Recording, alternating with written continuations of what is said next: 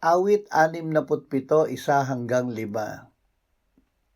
Ang Diyos naway mahabag sa atin at tayo'y pagpalain, at pagliwanagin nawa niya ang kanyang mukha sa atin, upang ang iyong daan ay malaman sa lupa, ang iyong pagliligtas sa lahat ng mga bansa. Purihin ka nawa ng mga bayan, O Diyos, purihin ka nawa ng lahat ng mga bayan. Ang mga bansa naway magalak at umawit sa kagalakan, sapagkat iyong hahatulan na may katarungan ang mga bayan, at ang mga bansa sa lupa ay papatnubayan.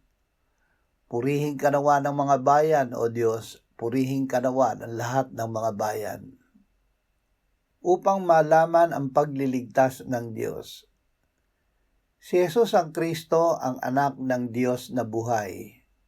Siya ang ating Panginoon at tagapagligtas. Siya ay namatay para sa ating kasalanan at muling binuhay ng Ama mula sa mga patay. Ito ang mabuting balita na ipinahayag upang makilala natin ang Ama na tunay at iisang Diyos at si Kristo na kanyang isinugo.